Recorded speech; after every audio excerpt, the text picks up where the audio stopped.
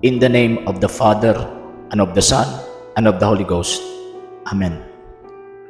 The angel of the Lord declared unto Mary, and she conceived of the Holy Ghost. Hail Mary, full of grace, the Lord is with thee. Blessed art thou amongst women, and blessed is the fruit of thy womb, Jesus. Holy Mary, Mother of God, pray for us sinners, now and at the hour of our death.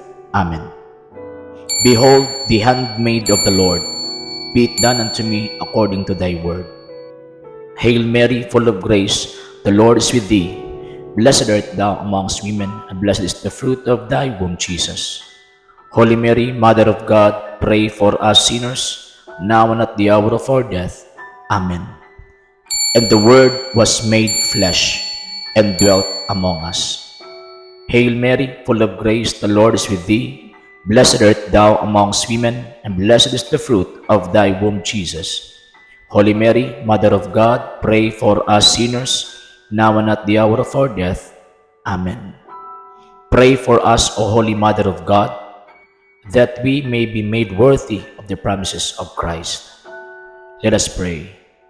Pour forth, we beseech thee, O Lord, thy grace into our hearts, that we, to whom the incarnation of Christ your Son was made known by the message of an angel, made by his passion and cross, be brought to the glory of his resurrection, through the same Christ our Lord. Amen. Let us pray for our Sovereign Pontiff, Pope Francis. Thou art Peter, and upon this rock I will build my church. Let us pray.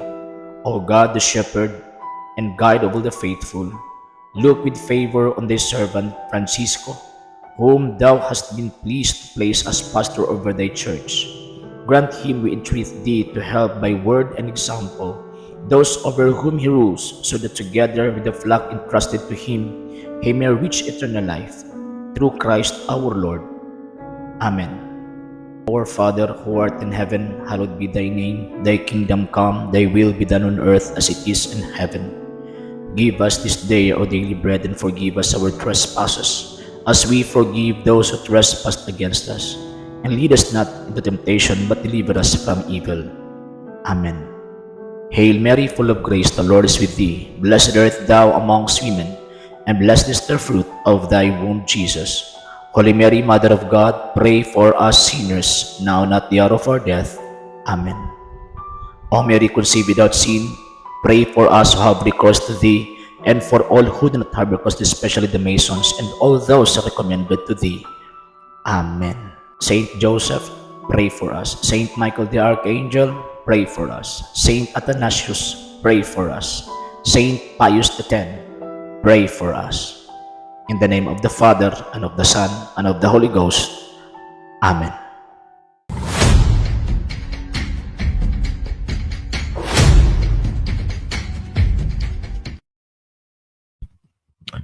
In nomine Patri et Filii et Spiritui Sancti. Amen. Ave Maria, gratia plena Dominus tecum, benedicta tu in mulieribus, et benedictus fructus ventris tui, Iesus. Sancta Maria, Mater Dei, ora pro nobis peccatoribus, nunc et in hora mortis nostre. Amen. O Mary, conceived without sin, pray for us who have recourse to thee, and for all who do not have recourse to this special Masons, and all those recommended to thee. Amen. Eternal rest grant to them, O Lord, and let your perpetual light shine upon them. May they rest in peace. Amen. In nomine Patri et Filii et Spiritui Sancti. Amen.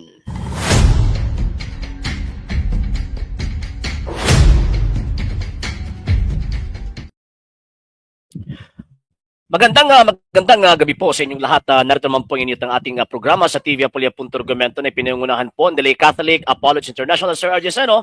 Samahan niyo po ako sa maikling oras, maikling panahon upang talakayin po natin ang mga bagay na may connection po sa atin pong pananampalatayang Katolika. Live po tayo sa atin pong nag-iisa ngayon na naka-live itong The Lay Catholic Apologist International Officials. Hindi po nakapag-follow sa mga pages po natin. I-follow nyo po yung mga pages po natin. RJ Roland Sender II TV Apolia.Argumento page, Kuya Apology page, and RJ's Vlog 2022. And pwede rin po kayo mag-send po dyan ng Facebook stars. And also, sa ating po mga channels. Hindi po nakapag-subscribe, i-subscribe po ninyo yung mga channels natin. Dalay Catholic, Apologist Entes Official, RJ Sano II TV, Kuya Apologist TV, and the Barrio Kawayan Religious sa Forum. And pwede rin po kayo mag-send po dyan ng super sticker, super chats, and super thanks. And magpapasalamat po muna po ako sa mga kapatid po mga Katoliko na always po tumutulong at sumusuporta sa programa po natin sa pamamagitan po nila Sir Noli Medalla and family, Sir and Mrs. Ronda Descaliar and family, Sir Romeo Inodio and family, Sir Robert Avila and family, Sir Michael Roger Oy and family, Sir Rene Kiblat and family, Sir Daniel Sibilis and family, Sir Tupig Galimit and family, Sir Jam Dandan and family, Ma'am Bridel Lapierre and family, Sir Jonard Ali and family, Sir Raymond Soles and family, Sir Jerry Minglana and family, Sir Ray and Ma'am Sheng Hernani and family, Sir Jocelyn Salamanya and family, Sir Jovelas and family, Cap John Bungabong and family, Sir Jopet Sian Amorte and family, Sir Ruel Siliaca and family, Ma'am Karimsita Abil and family, and Sir King Baez and family. And sa lahat po ng mga nanonood at sumusuporta sa programa po natin, maraming salamat po. Dahil po sa tulong at suporta po ninyo, ang programa pong ito until now, andito pa rin po sa social media. And until din po, nangangailangan pa rin po tayo ngayon sa tulong at suporta po ninyo. Sa gusto pong tumulong, sa gusto pong sumuporta, pwede po ninyong ipadala ang tulong at suporta po ninyo sa pamamagitan po ng ating mga account numbers na nandyan po sa mga screens, yung tumatakbong information, and pwede po kayong mag-message po sa ating pong page kung via remittance po yung pagpadala po ninyo. Maraming salamat po. Okay, so yun, pasensya na po mga sir, mga ma'am ha, hindi po tayo nakapag-live for how many days kasi na-busy po tayo eh. And at the same time, ngayon, na-expire na po kasi yung StreamYard po natin. So kaya nga, one application lang po yung naka-live po ngayon. And siguro baka i-repost po natin ito, i-relive po natin ito after sa program po natin ngayong gabing ito, mga sir at saka mga ma'am. Okay, so yun, Sir John Davis Bandiola. Yes, sir. Good evening po sa inyo at sa buong pamilya po ninyo. Okay, sige. Actually ngayon mga sir, hindi pa po sana po ako magla-live po kasi ngayon. Bakit po? Kasi busy po eh. Ang dami-dami pong lagay sa schedule po natin na syempre sabi sa iba pang inabuhian kung baga. So kaya nga hindi po tayo nakapag-live siguro mga 5 days. Pinakalas po nating live streaming last December 22, 23. After on that, wala na. Hindi na po tayo nakapag-stream. So ngayon, meron po kasi nag-send po sa akin ng video na sir, yung video po kay Mr.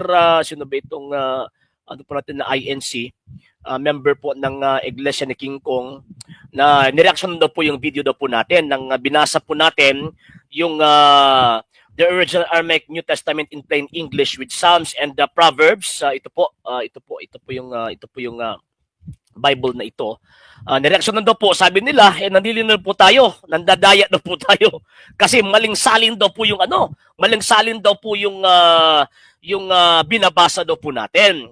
Itong mga sulpot na ito, itong mga kaibigan po nating membro ni Mr. Manalo, yung problema ng mga taong ito, naghahanap ng mabasa, pagkatapos pag meron ng mabasa, ang pinakamadaling isabi po nila or isalita po nila, malansalin yan, ganito, ganyan. Bakit po? Kasi, ayun, mabubuko po sila eh. For point of technicalities ay talagang may nabasa po tayo. At ang binasa po nating Biblia, hindi po sa Katolikong Biblia. Sa Protestanteng Biblia po ito.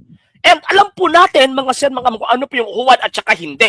At sa ngayon din po na panahon, wala pong kahit na sinong mga sekta ang makapagsasabi na itong salin na ito ay isa yung tinatawag na huwad or isa po yung fake na translation. Bakit po? Kasi itong mga sulpot na ito, wala po silang otoridad to declare that that translation or that version ay mali. Wala po. Bakit po? Kasi hindi lang po sila may-ari ng banal na kasulatan eh. And at the same time, sila din po mismo, wala po silang tinatawag na sarili po nilang translation or version.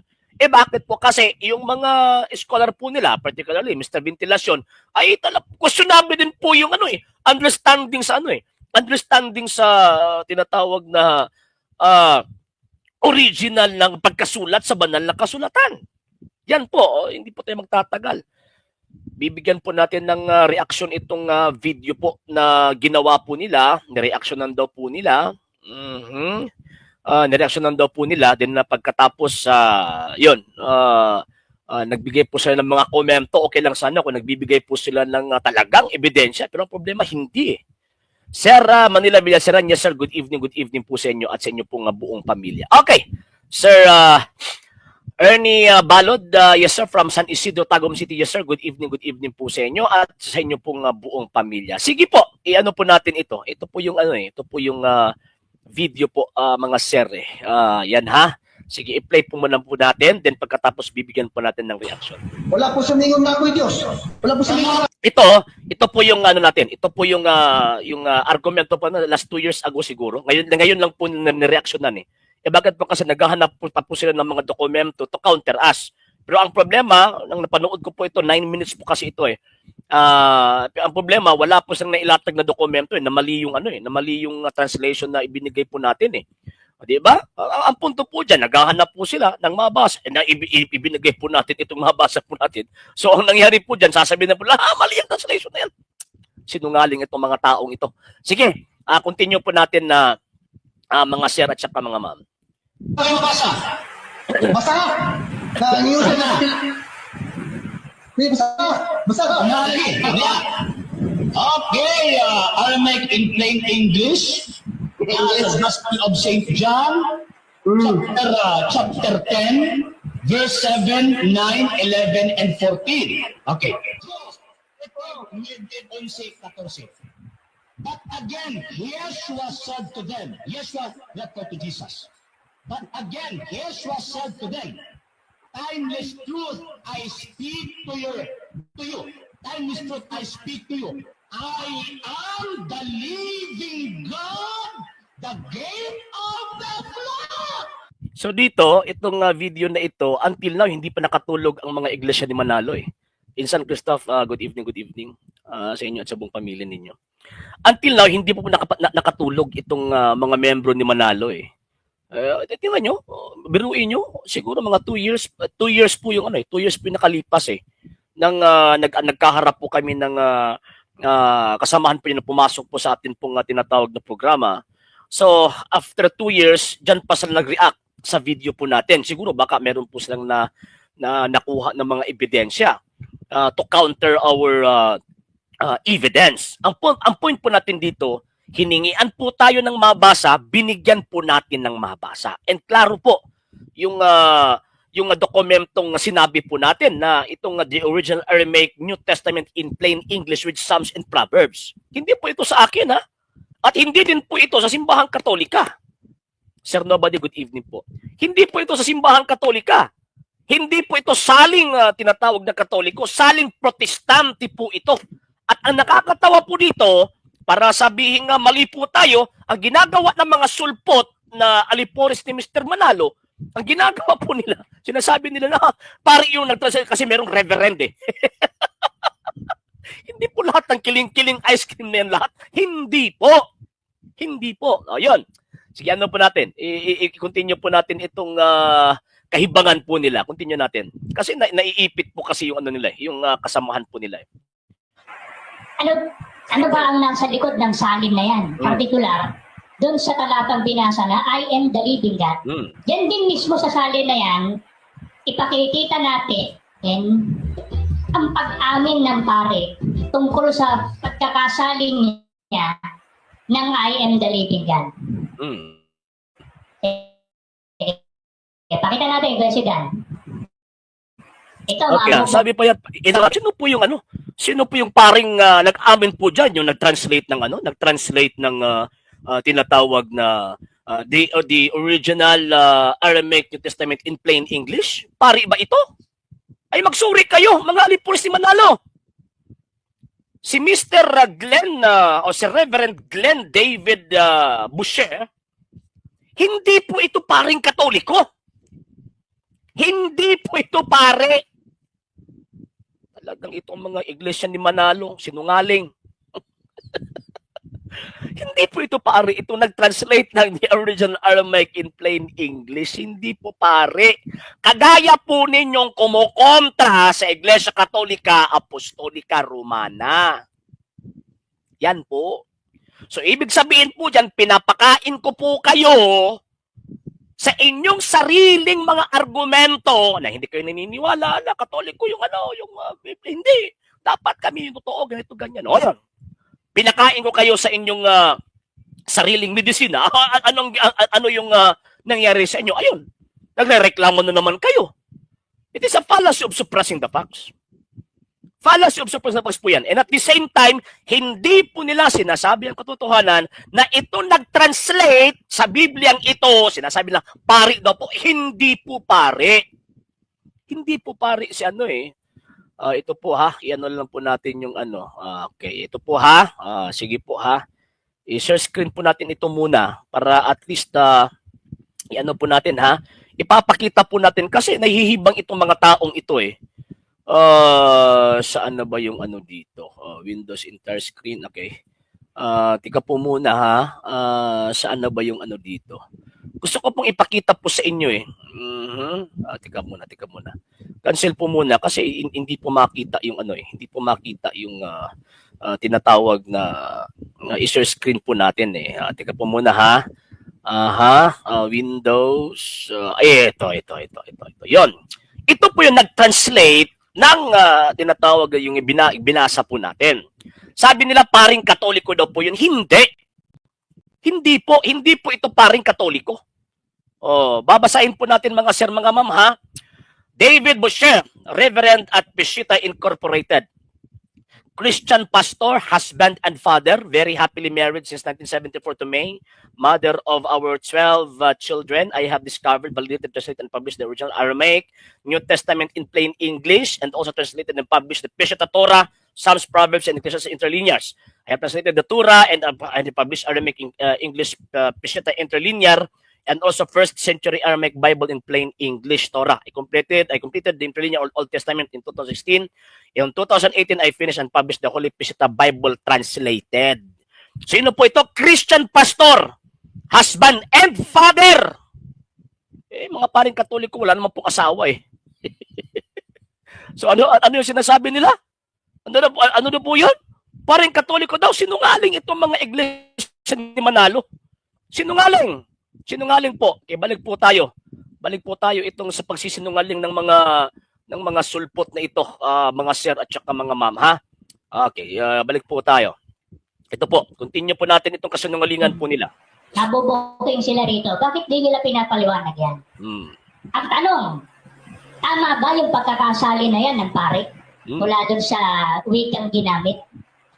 Tanong, sino po ba sila to question the translation na ginawa ni Reverend Glenn Boucher?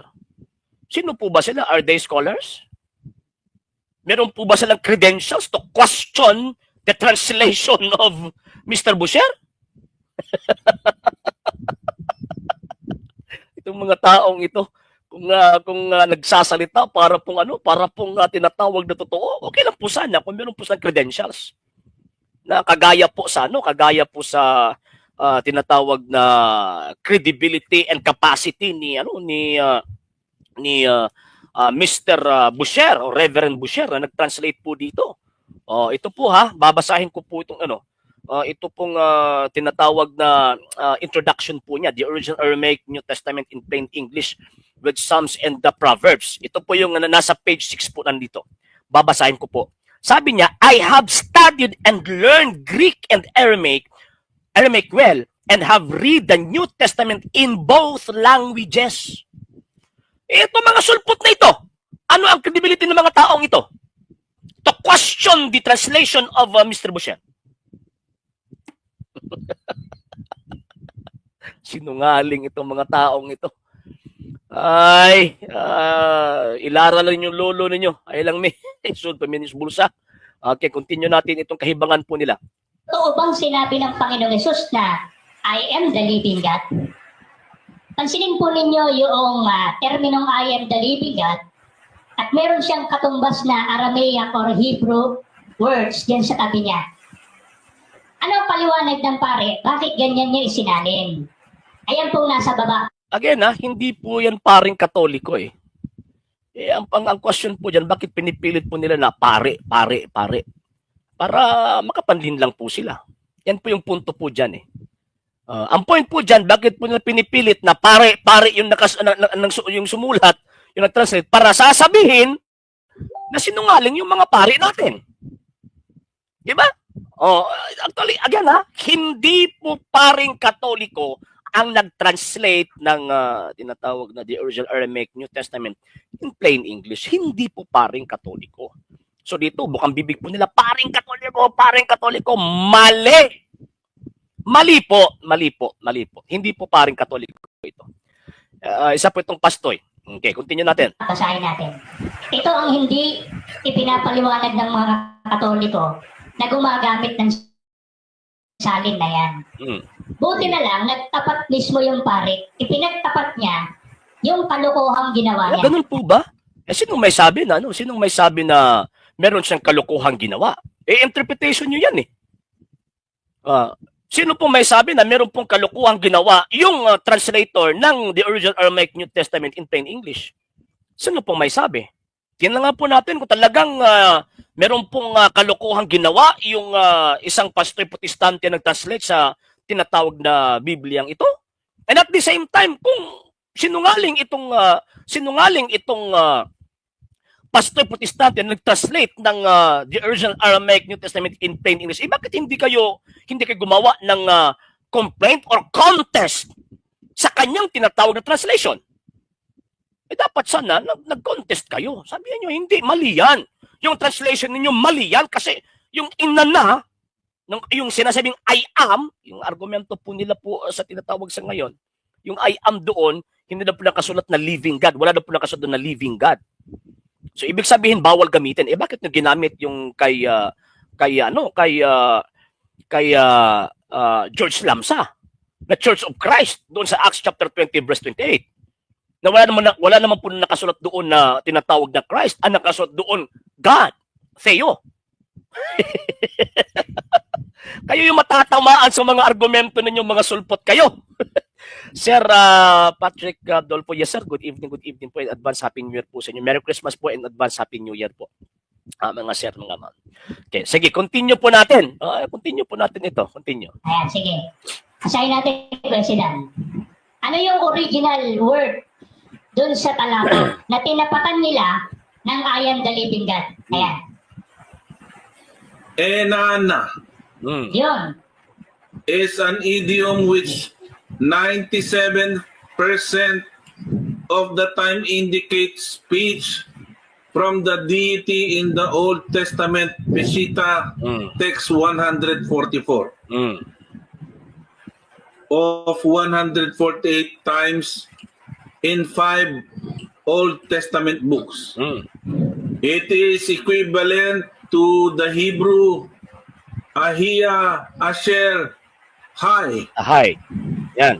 In Exodus 3:14, I am who I am. Yan. Lamsa translates this as Ahia, Asher, Hai. In Exodus 3:14 as I am the living God, Ayan na. which I have chosen a translation for this phrase where it indicates divine speech. So dito sila hawak, which I have chosen the translation. Doon sa kanyang the phrase where indicates divine speech. Yan po yung punto po nila eh. So ito, kalokohan ito. Sinong may sabi? Kayo? Ano kayo? Translator? Ano kayo? Meron ba kayong credential to contest, to question the translation of Reverend Boucher? Wala eh. Okay, continue natin. Yan ang hindi pinapaliwanag nitong mga defensor katoliko na Ay, gumagamit. mali. Bakit kami magpapaliwanag na hindi naman ito aklat katoliko? Itong mga taong ito talagang sinungaling itong mga taong ito. Bakit kami magpapaliwanag sa aklat na ito na hindi naman ito sa Iglesia Katolika? Protestant translation, hindi po ito Catholic translation. Ginamit po natin ito for point of technicalities. Na mismo Protestante, meron silang translation or version ng banal na kasulatan na sinulat po nila, i-translate po nila na ang Panginoong Jesucristo ay inangkin po niya na siya po Diyos. Yan po yung point po dyan. Except lang sana, kung meron silang ibibigay na dokumento na kinontest po nila yung translation na ito at sasabihin na yung translation na yan ay mali yan. Kasi itong mga biblical scholars, yung mga Bible scholars, nagkakaisa sila na sinasabi na mali yan. Wala eh. Wala po eh. Antayin po natin, baka meron silang ipe-present. Sige nga po, continue natin. ng salin na yan. Ang katumbas pala dun sa mismong talata nang nakasulat sa Aramaic or Hebrew na tinumbasan ng I am the living God is yung termino ng enana. Yeah, totoo po yan. And yung word po kasi or translation po kasi na I am the living God, yan po yung dynamic way or dynamic form of translation. Hindi po siya formal form or word for word translation. Hindi po.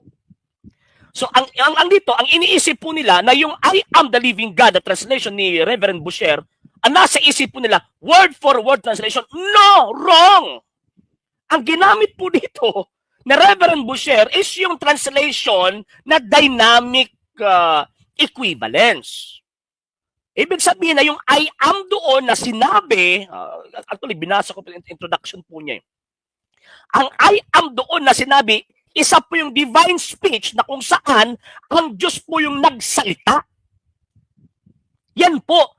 Pagkatapos sinalita ng Panginoong Jesucristo, kaya nilagyan po niya na I am the living God. Bakit po? Kasi understandable po yan by Jewish tradition and also sa Christian tradition that the word inana refer po yan sa Panginoong Diyos at ang Diyos ang nagsalita. Yan po. Bibigyan ko po ito ng example ng dynamic and formal form of translation or equivalence. O for example, yung St. John chapter 1 verse 1. Sa original Greek, in arche in hologos, kai hologos in prostontheon, kai theos in hologos. Ang formal translation po niya, in the beginning, kasi in arche, in the beginning. Yung formal, word for word. In arche and hologos, in the beginning was the word. Kai hologos, and the word was with God. Kai hologos, kai means we,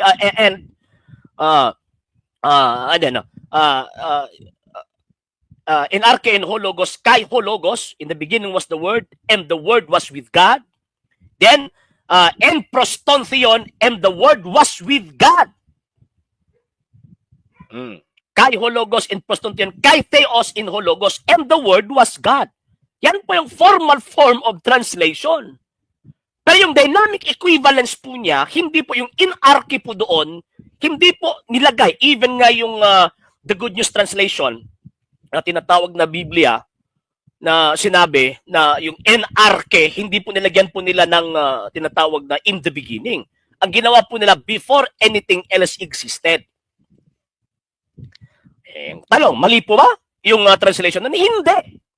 Bakit po? Kasi depende po yan sa approaches ng mga translators kung ano po yung ginamit po nilang pamamaraan or paraan sa translation. Ano bang ginamit nila? Formal or dynamic equivalence po ba? Yan po yung punto po dyan eh. So dito, ito mga sulpot na ito nagmamarunong eh. Hindi po nila alam yung dalawang pamamaraan ng mga translators how to translate the scripture from the original tongue. Dito, siyempre, personal itong translation na ito eh.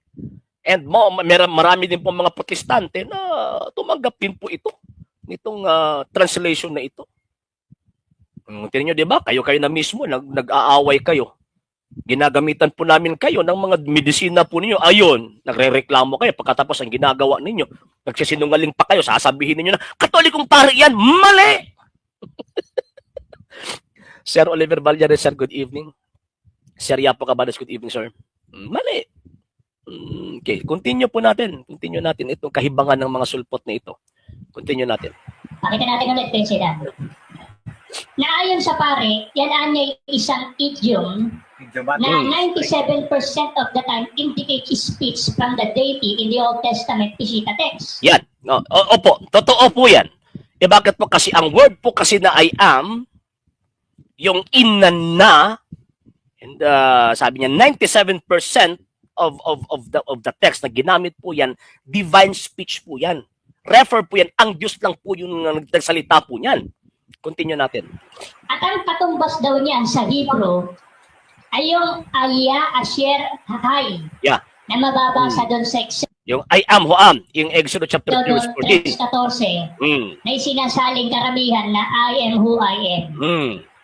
Ngayon yung terminong Ahiya, Asher, Hay na Hebrew word sa Exodus 3:14 na I am who I am, isinalin ni Lamsa yon ng I am the living God. Yan. Bakit hindi nila question si George Lamsa? 'Di ba? Paborito po nila itong si George Lamsa. 'Di ba? Bakit hindi nila question na ang pattern of ang pattern sa translation ni Mr. Boucher, itong ginamit po natin the original Aramaic New Testament in plain English, si George Lamsa. Bakit hindi nila question? Continue natin. Take note yung terminong Ahiya, Asher, Aye or Hay. Sinalin ni Lamsa yon ng I am the living God. Then? Ano ginawa nitong paring ito na nagsalin naman dito sa bagong tipan na ito? Ang sabi niya, pakita natin, President, in Exodus 3:14, as I am the living God, which I have chosen, siya lang pumili, as a translation for this phrase where it indicates divine speech. Ay, hindi ito nakakaintindi. itong sinungaling na membro ng Manalista, hindi ito nakakaintindi sa mga binabasa po niya. Meron na ngang premise eh. Meron na ngang major premise yung binasa po niya.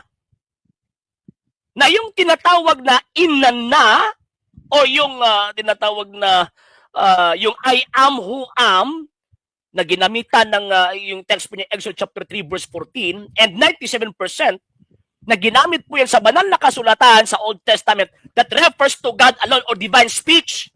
Kaya nga ang translator na si Glenn Boucher na isang tinatawag na Protestant translator, pinili po niyang kunin po ito para ilagay doon sa tinatawag translation na sa sinabi ng Panginoon sa Kristo. Bakit po? Kasi yung termino na yon, ang Diyos po yung nagsalita at ginamit po ito ng Panginoon sa Kristo.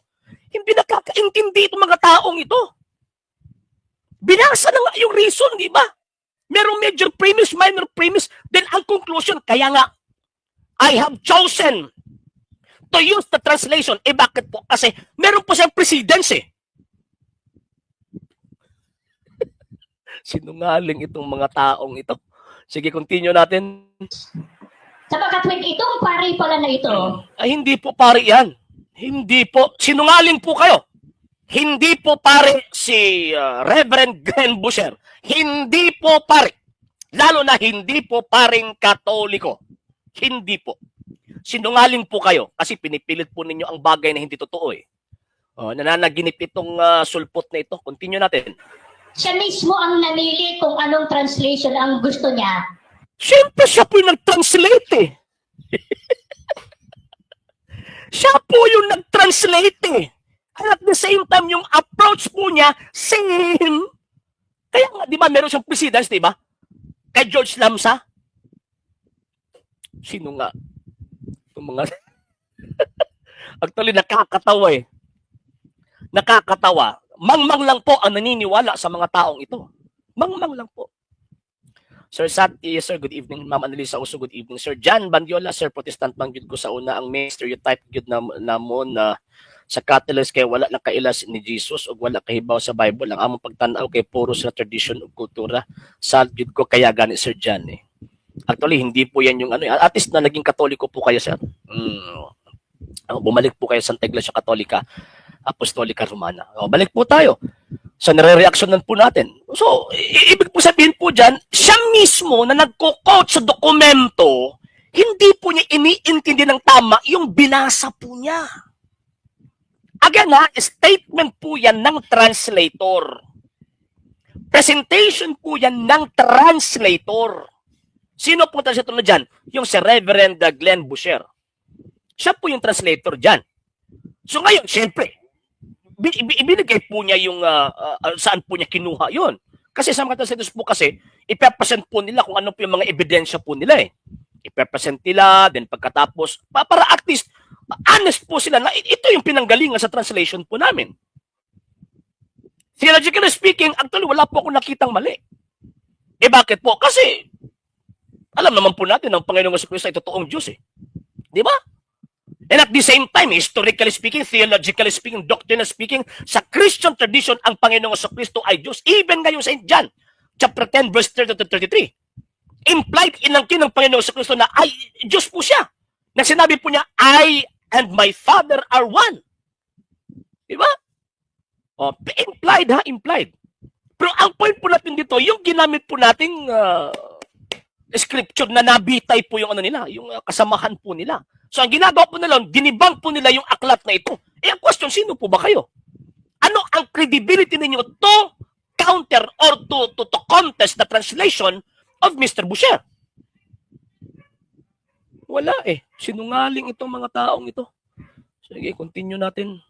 Doon sa terminong inana, na para sa kanya, mas pinili niyang isalin yon, yung terminong inana, ng I am the living God. Ay, mali. Mali po. Ang sinabi po niya na pinili niya, bakit? Kasi meron siyang precedence, meron siyang basis. Nagbabasa itong tinatawag ng mga taong ito, hindi nakakaintindi sa binasa po nila. Hindi nakakaintindi sa binasa po nila. Nandiyan na nga, i-present na nga niya na itong tinatawag na inana, 97% na ginamit ito sa Old Testament, refer po ito sa divine speech. Then equivalent po ito na ang Diyos po mismo ang nagsalita. And kinuha po niya, itong Exodus chapter 3, verse 14, kinuha po niya yung Lamsa translation na yung I am who am doon, refer po yan sa Panginoong Diyos at itinranslate na I am the living God. At yan po yung basis po niya.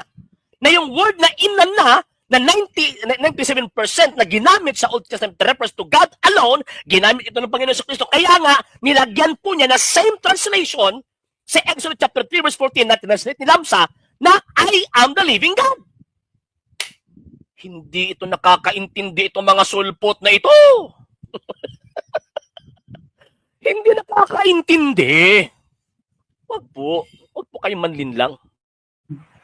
Eh samantalang hindi naman I am the living God ang kahulugan ng terminong enana. Ay, itong mga taong ito, i-present na nga, binasa mo na nga. Di ba? Di ba? Binasa nyo na nga, di ba? Inana in Aramaic is almost always a reference to the name of God and is used to indicate direct discourse from the mouth of God Himself. I am that I am. Exodus chapter 3 verse 14.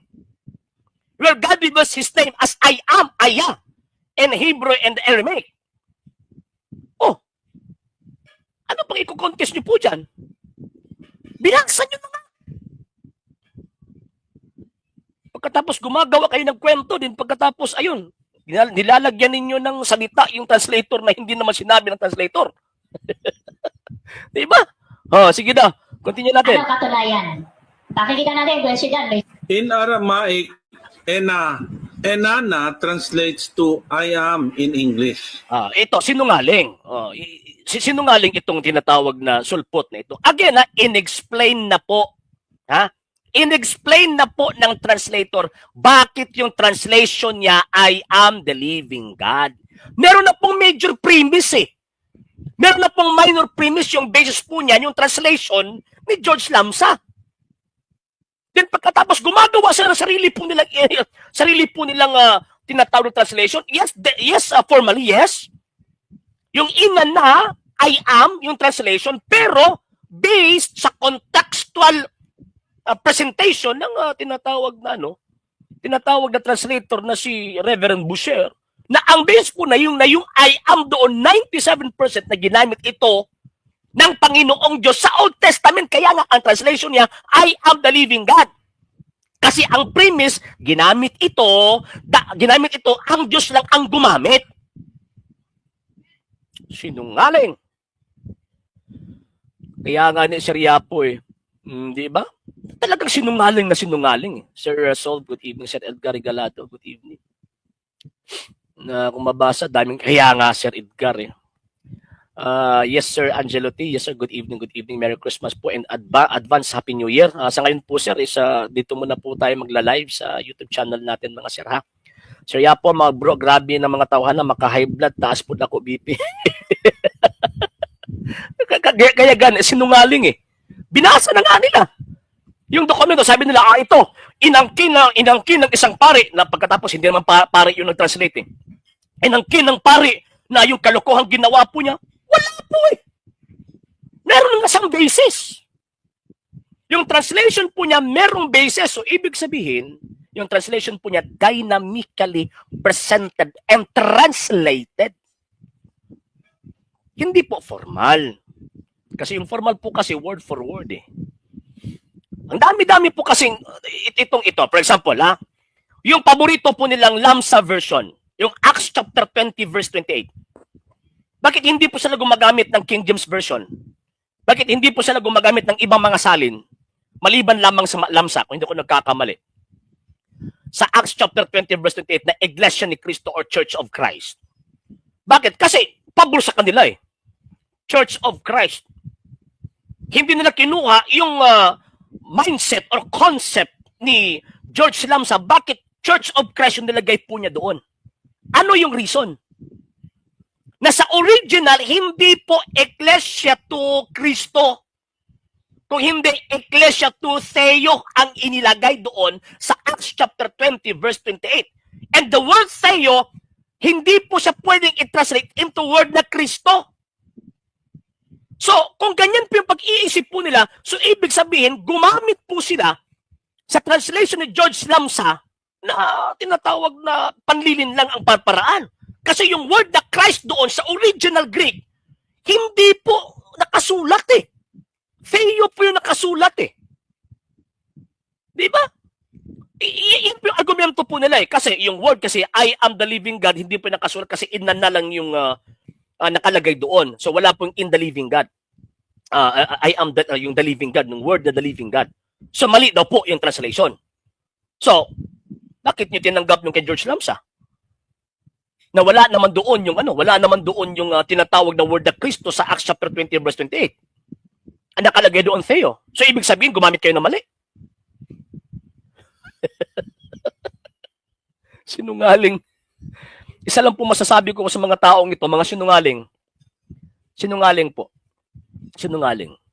Bakit po sinungaling? Ayun, hindi po nila sinasabi yung katotohanan Half-truth lang po yung pinipresent po nila Kasi ang nasa isip po nila, kasi ito yung translation, yung ina na doon, I am. Hindi naman po ako tutol po dyan. Bakit po? Kasi naiintindihan ko po kung ano yung objective ng tinatawag na translator. Ang objective ng translator, it must be translated in a dynamic equivalence or a dynamic form of translation. Hindi po formal form. Kasi kung sinabi po niya na ito yung talagang nakasulat doon, ay talagang mali po itong protestanting ito. Mali. Kung sinabi po niya na yan po yung formal form of translation, mali. Pero sinabi na po niya, meron po siyang basis. 97% na ginamit ito sa Old Testament, ang Diyos yung nagsalita. At ang Exodus chapter 3 verse 14 na yung I am doon, ang pag-translate ni George Lamsa, I am the living God. Yan po yung basis po niya. That the word in Aramaic, i-translate po niya na word na I am the living God, same sa Exodus chapter 3 verse 14. Yan po yung basis.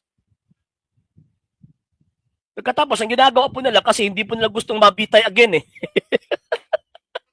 So, ang ginagawa ng mga taong ito, it is a fallacy of suppressing the facts.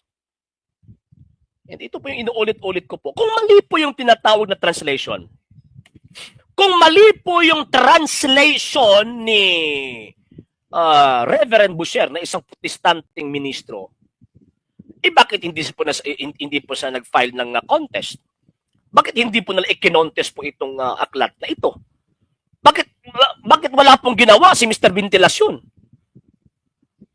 to contest this kind of tinatawag na version? Bakit? Ano yung reason?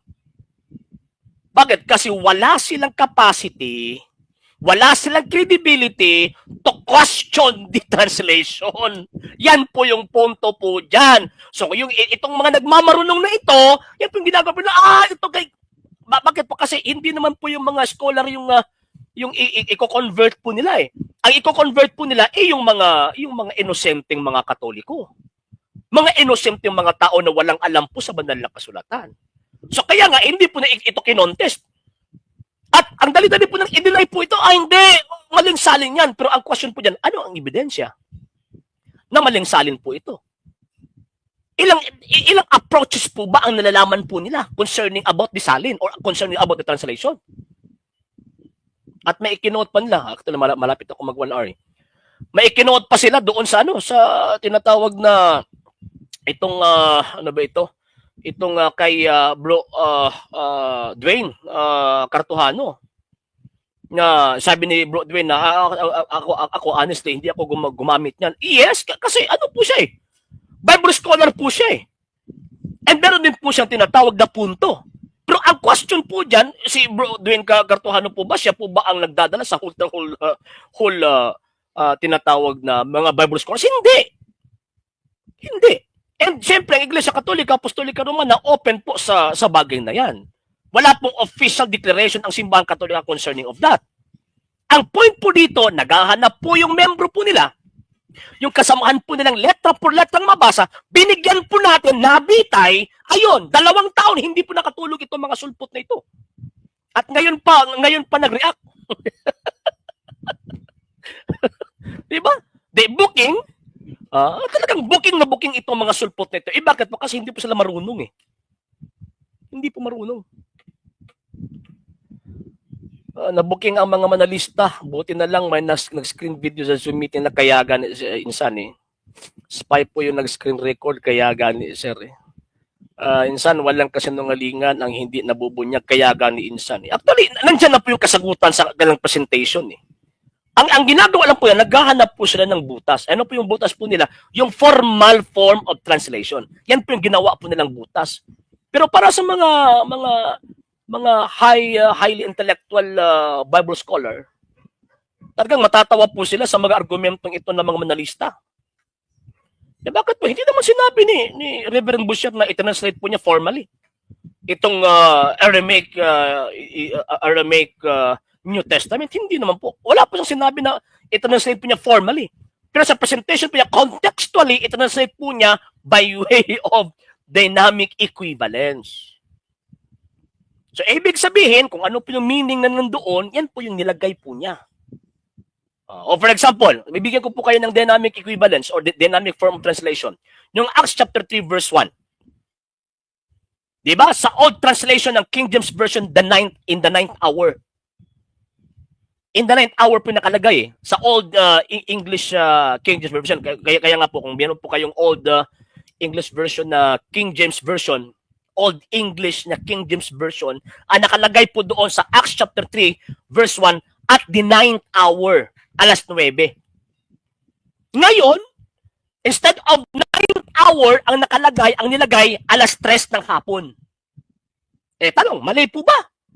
Wala naman po nakalagay doon alas 3 sa original eh. Ang nakalagay doon at the 9th hour sa original. Bakit yan alas 3? Mali po ba yung alas 3? Hindi. Bakit? Kasi gumamit ang translation ng dynamic equivalence. Bakit po? Kasi yung 9th hour sa mga audio, sa araw, equivalent po yan sa ating pasemting panahon na alas 3 ng hapon. Kasi mag-uumpisa yung day counting of hours nila. Ang first hour po na sa araw, 7 a.m. 7, 8, 9, 10, 11, 12, 1, 2, 3. 9. Yan po yung punto dyan. So kaya nga, si Reverend Busher, meron po siyang ginawa na translation now, I am the living God. Bakit po? Kasi ang basis po niya, yung sinabi ko na po kanina, hindi ko na po uulitin. Di ba? Meron po siyang basis eh. Ito mga sulpot, at anong ang basis? Parang kinokontra po nila yung mga approaches ng mga translators. Magpaturo kayo ni Mr. Ventilasyon. Kasi si Mr. Ventilasyon tinuturuan ni Professor James White. Nakakaawa. Pagkatapos kayo magmamarunong. Ay, nalang. Oo nga pala, Insan. Thank you talaga ha. Sa support po ninyo sa caroling po natin last December 25. Maraming salamat. Yun at meron pa po yung part 2 po hindi ko pa po na-edit po yung video. Then ngayon ang mangyayari this coming January 1, so magbibigay naman po tayo ng magpapakain po tayo for the street yung mga nasa kalsada ng mga tao na wala pong kinakain, or magbibigay po tayo ng bigas kumbaga. Actually meron na pong nagbigay po. Pero sa gusto pong maging kasama po namin po dito, ayun, handa po tayong tumanggap sa mga tulong po ninyo at maraming salamat po in advance. Ang Diyos na lang po yung bahala sa inyo, mga sir, mga ma'am, sa inyo pong kabutihan na pag-share po ninyo sa grasya po ninyo. So yan po, actually, balik po tayo mga sir So actually, itong mga argumento po talagang walang kabuluhan. Walang kabuluhan po mga sir, mga ma'am. Walang kabuluhan. Okay? Break po muna po tayo. Sa hindi pa po nakapag-follow sa mga pages po natin, i-follow nyo po yung mga pages po natin. RJ Horolanciano II, TV Apolia Punto Argumento page, Kuya Apologies TV page, and RJ's Vlog 2022. And pwede rin po kayo mag-send po dyan ng Facebook stars. And also, sa ating po mga channels, sa hindi po nakapag-subscribe, i-subscribe po ninyo yung mga channels natin, The Lay Catholic, Apologies International Official, RJ Sano II TV, Kuya Apologies TV, and Barrio Kawayan Religious Forum. And pwede rin po kayo mag-send po dyan ng super sticker, super chats, and super thanks. And maraming salamat po sa mga kapatid at mga Katoliko na ulis pong tumutulong sa programa po natin. Maraming salamat po. Nang dahil po sa tulong at suporta po ninyo, ang programa pong ito, until now, andito pa rin po sa social media. And until now din po, nangangailangan pa rin po tayo sa tulong at suporta po ninyo dahil wala po kami magagawa rito mga sir, mga ma'am, kung wala po yung tulong at suporta po ninyo. Sa gusto pong tumulong, sa gusto pong sumuporta, pwede po ninyong ipadala ang tulong at suporta po ninyo sa pamamagitan po ng ating mga account numbers dyan po sa ating pong screen. And pwede nyo po kaming i-message sa ating pong page kung via remittance po yung papadala po ninyo. Maraming salamat po in advance. Okay, so balik po tayo ng sir, mga man. So inabutan po ako ng 1 hour sana. At yung taas pa sana Pero sige lang, mag-antay po tayo kung meron po silang i-rebat po sa mga argumento po natin. And yun. Sa gusto pong tumulong again, pwede po nyo ipadala ang tulong at suporta po sa pamamagitan po natin mga account numbers na po sa mga screens ng mga tabog information. And pwede nyo po kaming i-message sa atin pong page kung via remittance po yung padala po ninyo. Maraming salamat po in advance. Okay, you're welcome po, Insan. Yes po, Insan. Maraming salamat. Glory to God. Thank you din po, Insan. Yeah, totoo po, Insan. Actually, ginagawa ko na po ito taon-taon. Yung meron po kaming area na binibigyan ng basic catechism, then nagpa-Christmas party po tayo. So nagbibigay po tayo ng pagkain doon sa mga bata. At the same time, binibigyan po natin yung mga bigas, yung mga magulang po nila. Pero ngayon, ang nangyayari is nangangaroling po tayo. Then pagkatapos this coming January 1, so pupunta po tayo sa mga streets at magbibigay po tayo ng bigas, pagkain, yan. Yan po yung gagawin po natin. It is a corporal rules of mercy. Yan po. Lalo po ngayon na binuksan ng Santo Padre po natin, ng Santo Papa po natin itong Jubilee Year of Hope 2025. So yun, yan po yung ginagawa natin. Daghan pa unta ang mga catechism organization og mag-read na unta ang tanang Catholic sa Bible because I think majority kay wala. Actually, yes, totoo po yan. Actually, pinakauna sana dapat basahin po ng mga Katoliko yung katisismo. Before po magbabasa po ng Biblia. Bakit po? Kasi pag magbabasa po tayo ng Biblia, pagkatapos wala po tayong basic catechism, so ang mangyayari po dyan, pag magbabasa po tayo, darating po ang panahon na ang pag-iisip din po natin na para na rin pong protestante, hindi po Katoliko. Yan po, Sir John Davis Bandiola. Okay, Sir Dodoy Caliste. Yes, sir. Good evening, good evening. Good evening, sir. Pwede ba ka maka-public symposium? Pwede, sir. Pwede. Ang problema is, lisod mo kung makaanha, sir, kung wala tayo permit. Kung imuhang ko anon, sir, imuhang pasaligan nga mag-secure og permit din ha, ay atuan na to. Ato ang schedulean, sir. Pag secure lang og permit, sir, para pag adto na to, dire-diretso na ta set up, then mag-conduct ta og public symposium. Bisan sa palengke, okay na kayo. Sir Radudoy. Okay? So, yun. Yun po mga sir. Okay? So, inumpisahan po natin itong programa po natin sa pamamagitan po ng dasal. Tatapusin po natin ang programang ito sa pamamagitan din po ng dasal. In nomine Patri et Filii et Spiritui Sancti. Amen. Ave Maria, gratia plena Dominus tecum, benedicta tu in mulieribus et benedictus fructus ventris tui, Iesus. Sancta Maria Mater Dei, ora pro nobis peccatoribus, nunc et in hora mortis nostri. Amen. O Mary conceived without sin, pray for us who have recourse to thee, and for all that have recourse to the special the Masons and all those recommended to thee. Amen. Eternal rest grant to them, O Lord, and let your perpetual light shine upon them. May they rest in peace. Amen. In nomine Patri et Filii et Spiritui Sancti. Amen. Sa pangalan po na bong persa ng TV Apulia Punturgumento na pinungunahan po ang Daily Catholic Apologies International, sa mga kasamahan ko po sa lahat po ng mga Katolikong sumusubaybay, tumutulong at sumusuporta sa programa pong ito. Ito po yung lingkod at kapatid sa pananampalatayang Katolika. Before ko mag-i-end, mga sir, sa YouTube channel po muna po tayo mag-live po sa ngayon, mga sir. At ako po ay magsasabing, Ecclesiam Servire et Fidem Catholicam Defendere. Magandang gabi po siyang lahat. Ave Maria, Viva Cristo Rey.